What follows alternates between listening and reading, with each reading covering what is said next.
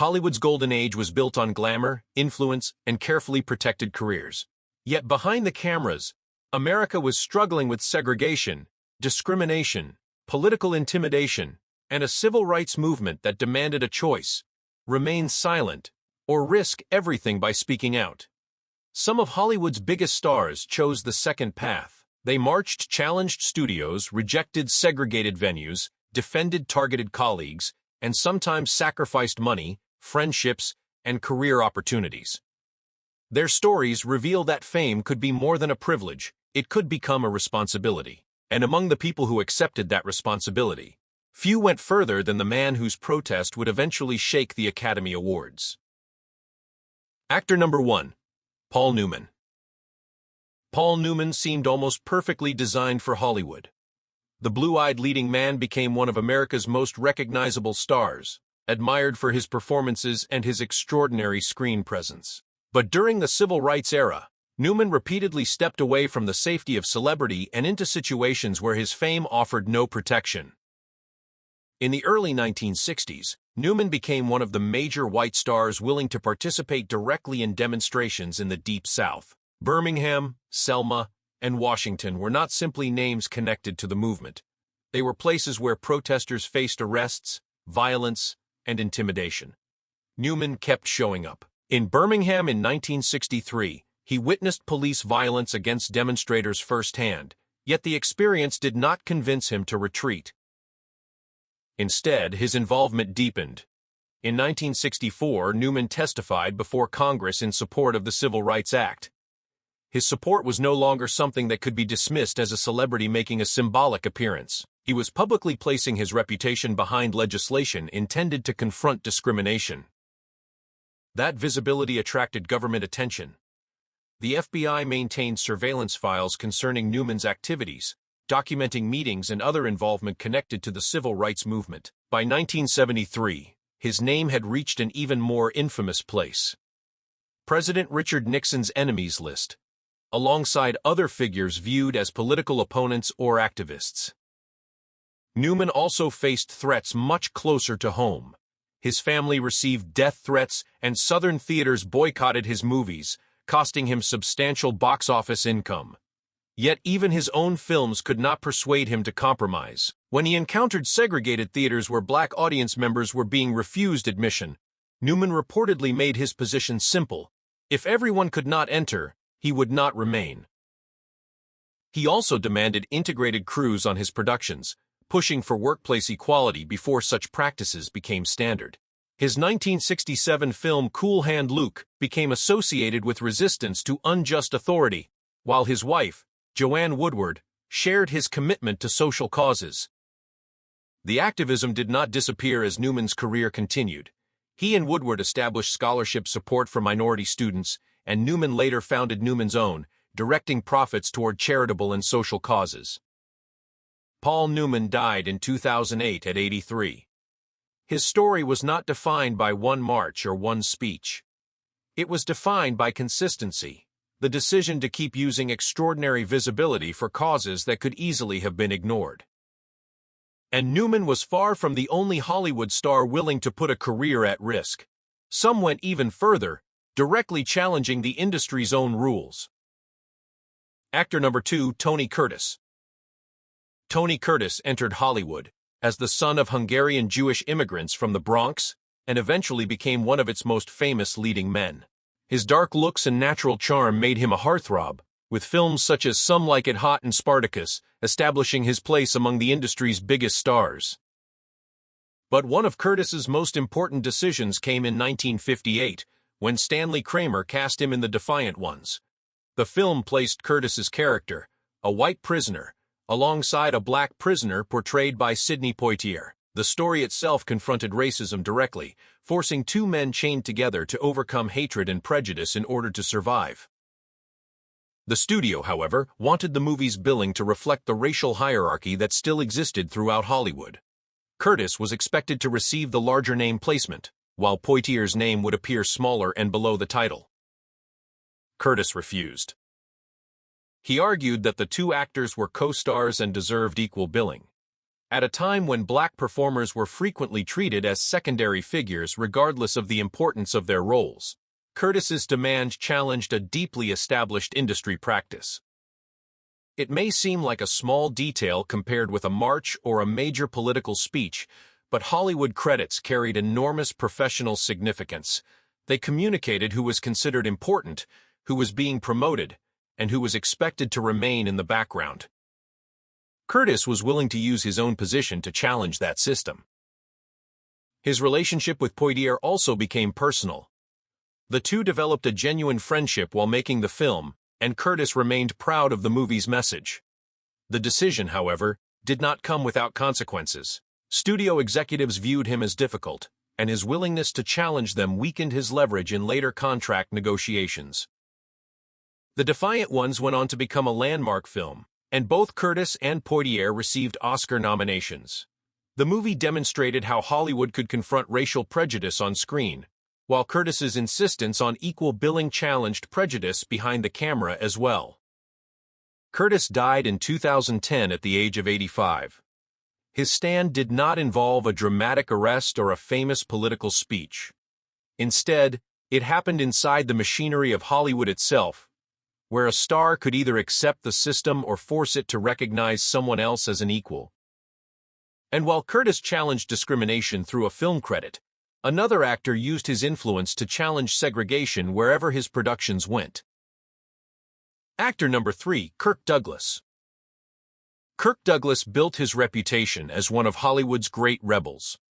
The star of Spartacus was already known for taking unconventional paths when, in 1960, he made a decision that challenged one of the industry's most intimidating institutions, the Hollywood blacklist. Douglas publicly credited Dalton Trumbo as the writer of Spartacus. Trumbo had been blacklisted because of his political beliefs, and for years Hollywood had treated association with blacklisted writers as a professional danger. By putting Trumbo's name on the screen, Douglas helped break through a system designed to erase people from the industry. The decision mattered beyond one writer. It demonstrated that a major star could openly reject a practice that had destroyed careers. But Douglas's concerns about equality extended beyond political blacklisting. As an independent producer, he pushed for integrated crews on his productions. When a black crew member was denied equal access to facilities on one of his sets, Douglas refused to accept the arrangement.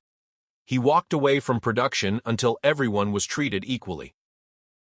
He insisted on integrated bathrooms and dining facilities at a time when segregation remained common. Such decisions could have been dismissed as unnecessary by executives who preferred to avoid confrontation. Douglas chose confrontation. His activism also moved beyond Hollywood. In 1963, he marched alongside Martin Luther King Jr. during the March on Washington and financially supported organizations, including the NAACP. His own experiences as a Jewish American shaped his understanding of discrimination, and he refused to treat prejudice against other groups as somebody else's problem.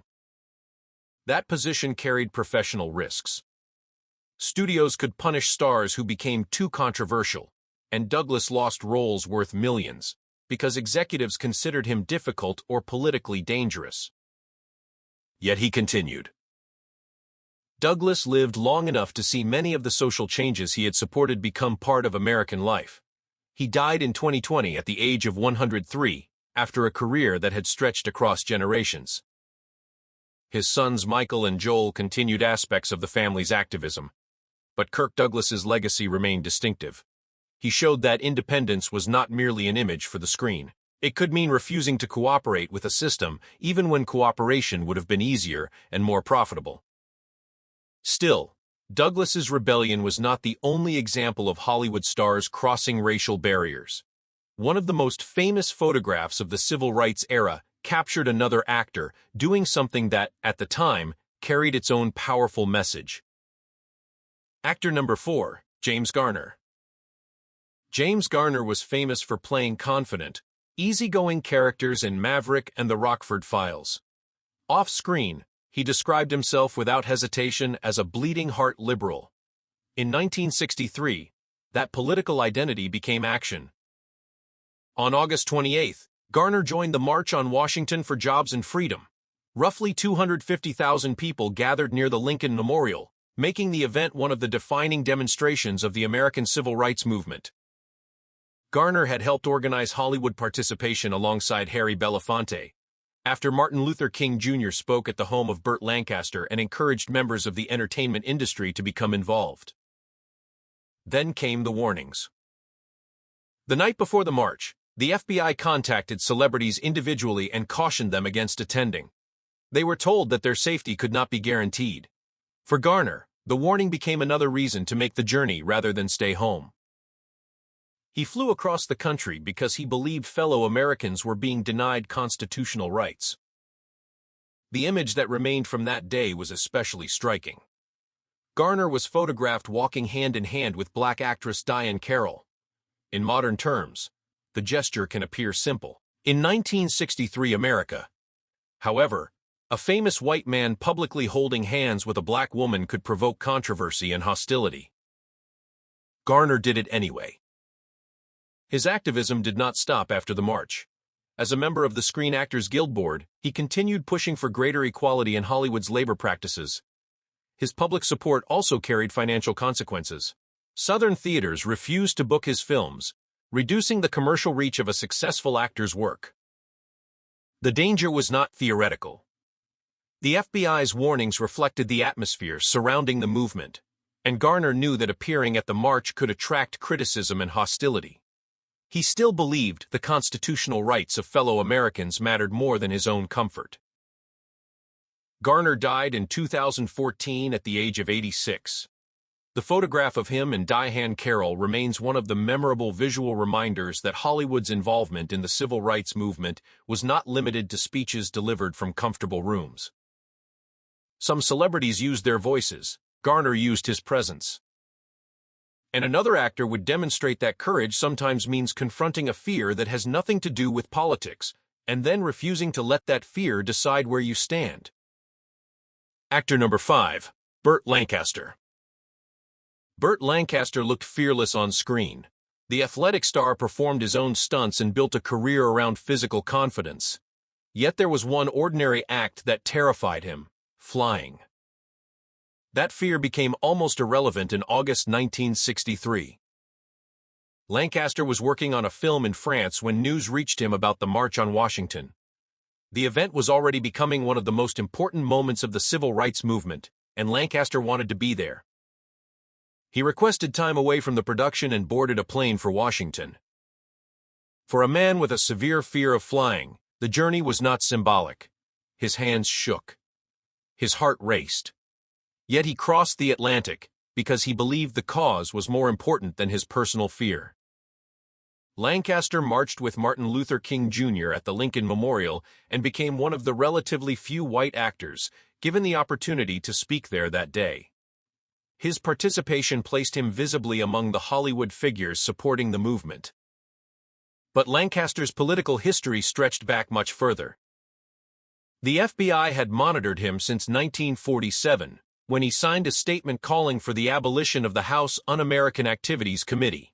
He later joined the Committee for the First Amendment alongside Humphrey Bogart and other actors who opposed the government's investigation of Hollywood. By the 1960s, FBI files documented Lancaster's attendance at integration meetings in Beverly Hills and his involvement in socially focused films. A letter concerning his political activities was even forwarded from the CIA to the FBI. Years later, when Richard Nixon's enemies list was compiled in 1973, Lancaster's name appeared alongside Paul Newman and other activists. His activism was not confined to racial equality. During the Vietnam War, Lancaster helped defend Billy Dean Smith, a black soldier accused of killing his officers. Lancaster contributed $3,000 toward hiring ballistics experts, and Smith was eventually acquitted. Lancaster and his wife Norma also hosted a fundraiser for Martin Luther King Jr. at their home. King spoke to Hollywood figures there, encouraging more of the entertainment community to join the movement. Lancaster later served as chairman of the ACLU Foundation of Southern California. In 1988, when George H.W. Bush criticized Michael Dukakis for being a card-carrying ACLU member, Lancaster appeared in a television advertisement proudly displaying his own ACLU card. He died in 1994 at age 80 after suffering a stroke. Lancaster's story carries a quieter lesson than the famous speeches and protests. Courage does not require fearlessness. Sometimes the fear is there the entire time. The important question is whether it gets the final decision. For another Hollywood star, however, the fight was not only about marching or protesting. It was about protecting the integrity of a story that confronted racism itself. Actor number 6, Gregory Peck. Gregory Peck became permanently associated with moral courage through his portrayal of Atticus Finch in To Kill a Mockingbird. But the role resonated so strongly because Peck had already spent years choosing projects and causes that confronted prejudice. In 1948, he starred in Gentleman's Agreement, a film dealing with anti-Semitism. His agent warned that taking on a story about bigotry could damage his career. Peck accepted the role anyway and received an Oscar nomination. 14 years later, he faced another decision. Universal Studios was preparing To Kill a Mockingbird, based on Harper Lee's novel. The studio had concerns about controversy and wanted to soften its anti-racist message. Peck resisted that approach. He wanted the film to preserve the moral force of Lee's work rather than turn it into something safer and less challenging. Peck also accepted a financial risk. Instead of taking a guaranteed salary, he agreed to receive a percentage of the film's profits, placing part of his own earnings at stake. His friendship with Harper Lee made the decision even more personal. He had promised to respect her vision, and he followed through. Peck's principles extended beyond the screen. During the 1950s and 1960s, he refused to attend segregated premieres of his films. On one occasion, when a hotel was willing to accommodate Peck, but refused to provide a room for one of his black cast members, Peck rejected the arrangement and found lodging elsewhere. In August 1963, he joined the March on Washington. Later, as president of the Academy of Motion Picture Arts and Sciences from 1967 to 1970, Peck supported changes intended to broaden representation and bring younger talent and people of color into an institution that had long reflected an older Hollywood establishment. His stance could be costly. Southern theaters boycotted To Kill a Mockingbird, and Peck lost roles worth millions as studios became wary of his controversial positions. He also financially supported civil rights legal defense efforts and spoke in support of the right of Soviet Jews to immigrate. When asked years later about the risks he had taken, Peck's philosophy was straightforward. Some principles mattered more than personal safety. He died in 2003 at 87. The irony of his career was that one of his most famous characters became America's image of moral courage, while Peck himself had spent decades making difficult choices away from the camera. But not every Hollywood activist fought in the same way. One actress began challenging discrimination while she was still barely a teenager, and continued doing so long after she became one of the most famous women in the world. Actor number 7, Elizabeth Taylor. Elizabeth Taylor was known for beauty, fame, and a life that seemed inseparable from Hollywood glamour. Yet beneath that image was a much less comfortable story. Her opposition to discrimination began when she was still a child star. During her years at MGM in the 1940s, Taylor witnessed the unequal treatment of black performers on the studio lot. According to the account, when she saw black co-stars being treated as lesser, she confronted studio executives while still only 13 years old. The confrontation did not end her activism. As Taylor became an adult star in the 1950s, she refused to participate in segregated film premieres.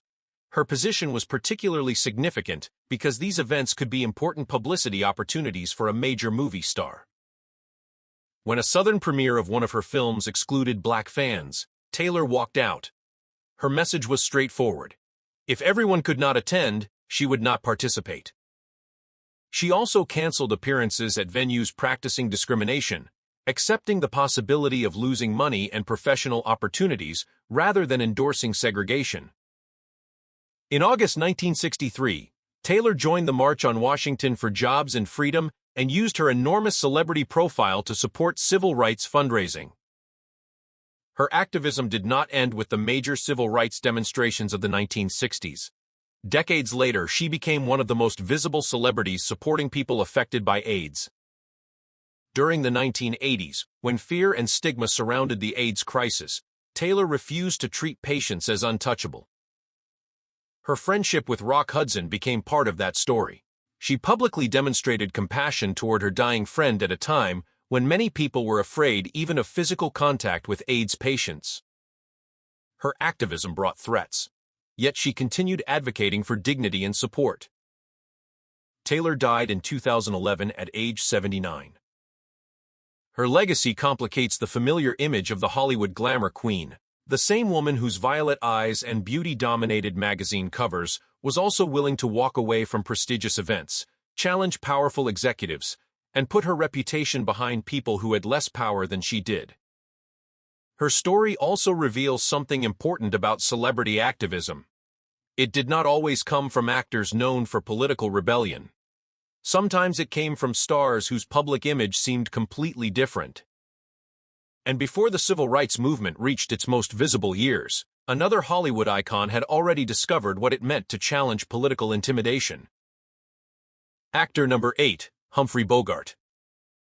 Humphrey Bogart became the embodiment of Hollywood toughness through characters like Rick Blaine in Casablanca. Yet in 1947, his most consequential confrontation had nothing to do with a movie role. The House Un-American Activities Committee was investigating alleged communist influence in Hollywood. The hearings created an atmosphere in which political beliefs could destroy careers, and many people who challenged the established order found themselves under scrutiny. Bogart decided that remaining silent was unacceptable. He and his wife, Lauren Bacall, joined Danny Kaye, Gene Kelly, and more than 20 other stars, who chartered a plane to Washington, D.C., to protest the hearings in person. Bogart became one of the group's leading public voices. The actors attended the proceedings from the gallery as Congress questioned their colleagues. They also submitted a petition arguing that HUAC had violated the civil liberties of American citizens. Bogart later explained that he had gone because he believed fellow Americans were being deprived of their constitutional rights. The group also participated in a radio broadcast titled Hollywood Fights Back, in which stars spoke about the importance of their rights as American citizens. The confrontation came at a steep price. Bogart's own studio boss, Jack Warner, became one of the witnesses testifying against people under investigation. Pressure on the actors intensified, and studios threatened careers. Government scrutiny followed those who had traveled to Washington. Under that pressure, Bogart wrote an article titled "I'm No Communist." Yet even while distancing himself from communism, he maintained that his original motivation had been the defense of fellow Americans' rights. Years later, when Bogart discussed the episode with Jack Paar, he continued defending the principle behind his decision. His argument was that protecting other people's rights was not necessarily a political ideology. It was a question of citizenship. Bogart died in 1957 at just 57 after esophageal cancer. His 1947 confrontation occurred before the great civil rights marches of the 1960s, but it revealed a pattern that would appear again and again. Hollywood stars were willing to use their public status to challenge institutions that possessed far greater power than they did. Yet one actor's stand would become especially important because it confronted racism not merely through a speech or demonstration, but through the treatment of another black star inside the Hollywood system itself. Actor number 9. Marlon Brando. On March 27, 1973, the 45th Academy Awards were unfolding inside the Dorothy Chandler Pavilion. Marlon Brando had just won Best Actor for The Godfather, a performance that had confirmed his place among cinema's most celebrated performers. But Brando was not there to accept the Oscar. Instead, a young woman wearing traditional Apache dress walked onto the stage. She was Sacheen Littlefeather, an Apache actress and Native American rights activist, whom Brando had sent to refuse the award on his behalf. Her appearance was not a publicity stunt. Brando wanted to protest Hollywood's treatment of Native Americans and draw attention to the Wounded Knee standoff. As Littlefeather explained his position, the audience reaction divided between applause and boos. A widely reported account later claimed that John Wayne had to be physically restrained by security guards backstage from confronting her. The moment became one of the most controversial scenes in Academy Awards history. But the Oscar protest was not an isolated act. Brando had spent years involving himself in civil rights and Native American causes. During the early 1960s, he contributed thousands of dollars to the Southern Christian Leadership Conference and helped establish a scholarship fund for the children of Medgar Evers after the civil rights leader was assassinated. He marched in Washington with Martin Luther King Jr. in 1963 and participated in freedom rides through the segregated South. In 1964, he was arrested during a Native American fish-in Puget Sound, Washington, where demonstrators were protesting violations of treaty-guaranteed fishing rights. Then came April 4, 1968. Martin Luther King Jr. had been assassinated, and Brando was preparing to begin work on The Arrangement, a major film in which he was expected to star. Production was approaching, and millions of dollars were involved. Brando withdrew. He announced that he would devote himself to the civil rights movement, arguing that King's death had created a vacuum that could not simply be ignored. He also gave money to the Black Panthers, maintained a close friendship with Bobby Seale, and attended the memorial service for George Jackson, the prison activist who had been killed. The consequences followed. Southern theater chains boycotted his films, while Hollywood studios viewed him as increasingly difficult and controversial. His willingness to put political principles ahead of commercial interests repeatedly threatened his career. Brando also supported fair housing legislation before the California State Assembly and personally joined demonstrations against housing discrimination. In 1964, he supported a boycott of his own films in South Africa, opposing their exhibition to segregated audiences. In 1975, he participated in a protest against American investments in apartheid South Africa and called for Nelson Mandela's release. The FBI maintained extensive files on his political activities. Brando later explained that after King's assassination, he felt compelled to understand the experience and anger of Black Americans more deeply. His activism was not simply about making public statements. He wanted to understand the people whose struggles he was supporting. Even after the Oscar protest, the pressure continued.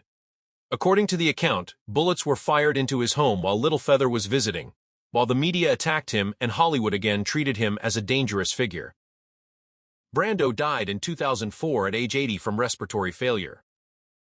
His Oscar rejection remains one of the most memorable protests in entertainment history, not because an award was refused, but because one of Hollywood's most powerful stars decided that an evening celebrating his own success could instead become a platform for people whose voices were being ignored. Across these 9 stories, the methods were different. Tony Curtis challenged unequal billing. James Garner marched. Kirk Douglas confronted the blacklist and segregation. Burt Lancaster overcame fear to stand with the movement. Gregory Peck protected the integrity of an anti-racist story. Elizabeth Taylor refused segregated events. Humphrey Bogart challenged political intimidation. Paul Newman repeatedly placed his reputation behind civil rights, and Marlon Brando turned the industry's biggest awards ceremony into a protest. None of these choices guaranteed safety, popularity, or success. Some brought financial losses. Some attracted surveillance, threats, boycotts, or professional consequences. But together, their stories point toward the same uncomfortable truth. Fame gives a person influence, but influence only becomes meaningful when someone decides what to do with it. Hollywood remembers its stars for the movies they made. These stories ask us to remember them for the moments when the cameras were no longer the most important thing, and they chose to stand for something beyond themselves.